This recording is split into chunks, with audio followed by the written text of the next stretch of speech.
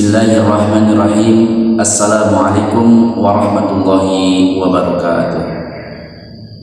Alhamdulillahi rabbil alamin, wabihi nasta'inu ala umuri dunya waddin. Assalatu wassalamu ala asyrafil anbiya'i wal mursalin, sayyidina wa maulana Muhammadin wa ala alihi wa sahbihi ajma'in. Amma ba'du. Pertama-tama marilah kita panjatkan puja dan puji syukur kehadirat Allah Subhanahu wa taala. Salawat beserta salam semoga selalu tercurah limpahkan kepada junjungan kita, yakni habibana wa nabiyana Muhammad sallallahu alaihi wasallam. Para hadirin yang dirahmati Allah Subhanahu wa taala, bulan Ramadan merupakan bulan yang sangat agung, bulan yang penuh ampunan, dan bulan di mana amal ibadah kita dilipat gandakan pahalanya oleh Allah Subhanahu wa taala. Untuk itu marilah kita bersama-sama meningkatkan kualitas ibadah kita pada bulan Ramadan ini.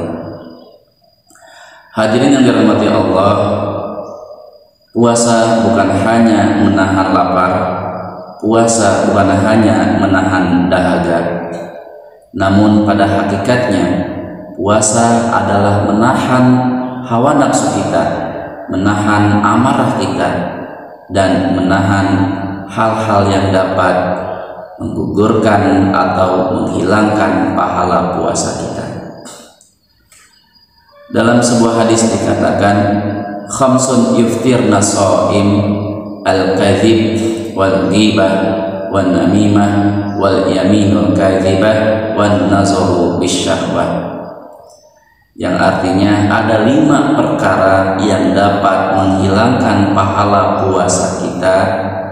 Yang pertama yaitu al-kadzib, artinya berbohong. Ketahuilah, berbohong adalah pangkal dosa yang dapat merusak tatanan kehidupan kita. Korupsi didasari dengan kebohongan, penipuan didasari dengan kebohongan.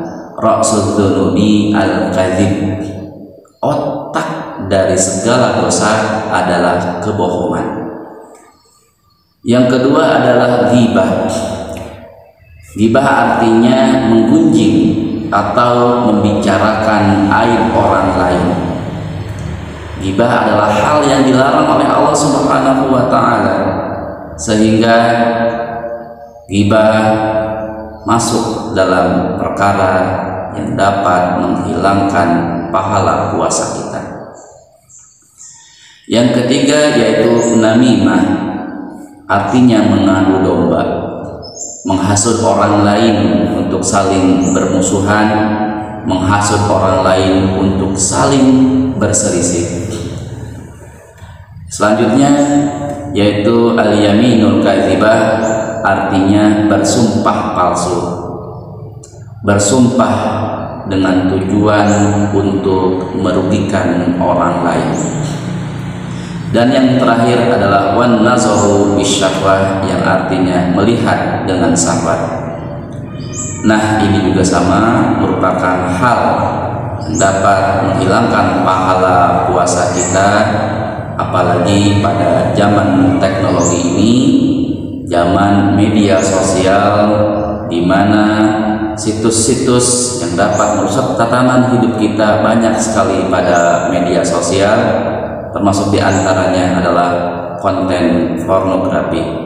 Untuk itu, berbijaklah di dalam bermedia sosial.